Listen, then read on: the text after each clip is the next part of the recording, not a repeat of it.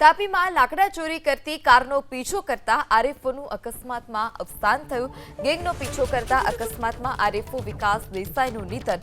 મૃતક આરેફો વિકાસ દેસાઈના ઘરે પહોંચ્યા વનમંત્રી અર્જુન મોઢવાડિયા। વનમંત્રી અર્જુન મોઢવાડિયાએ પરિવારને સાંત્વના પાઠવી। અમદાવાદમાં મૃતક વિકાસ દેસાઈની આજે અંતિમ યાત્રા નીકળશે। ઉકાઈથી રાત્રિના લાકડા ચોરી જતી ઇનોવા કારનો પીછો કરતા હતા આરેફો। સોનગઢ ચેકપોસ્ટ નજીક ઉભેલા કન્ટેનરમાં ઇનોવા કાર અથડાઈ। ઇનોવા કાર પાછળ આરેફોની ખાનગી કાર પણ ઘૂસી ગઈ। અકસ્માતમાં રેન્જ ફોરેસ્ટ ઓફિસર વિકાસ દેસાઈનું મોત નીપજ્યું। લાકડા ચોરી ભાગતી ઇનોવા કારનો ચાલક રેહાન ગામિત પણ મોતને ભેટ્યો છે। ઉચ્છલ પોલીસે અકસ્માતે મોતનો ગુનો નોંધી વધુ તપાસ હાથ ધરી છે।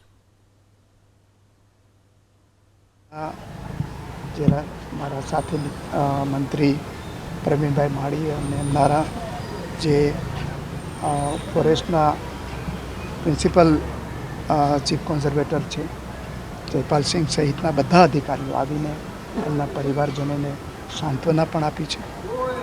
અમને ખૂબ જ ગૌરવ અને દુઃખની લાગણી અમે અનુભવીએ છીએ કે આવા બહાદુર અધિકારીને અમે વનની સુરક્ષા કરવાની અંદર ગુમાવ્યા છે।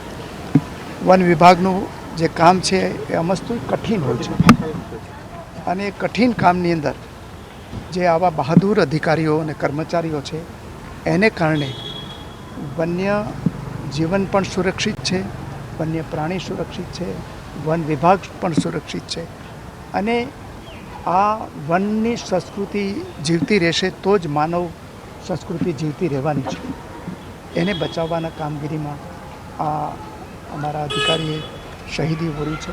વહેલી સવારે 3 વાગ્યાના સુમારે એરના લાકડા ભરેલી એક ઇનોવા ગાડીનો પીછો કરતા હતા। એ વખતે સોનગઢ આરટીઓ ચેકપોસ્ટ પાસે એક ટ્રક કન્ટેનર જે ઊભું રહેલું તેની સાથે આ ઇનોવા અથડાય છે અને ડ્રાઈવરની બાજુમાં બેઠેલો વ્યક્તિ એ ત્યાં જ અવસાન પામે છે અને તેની પાછળ આવતા આ આરએફઓ શ્રી વિકાસ દેસાઈ જે બલેનો ગાડીમાં હતા અને તેઓનું પણ અથડાતા સ્થળ ઉપર દુઃખદ અવસાન થયેલું છે। આગળની તપાસ ચાલુ છે।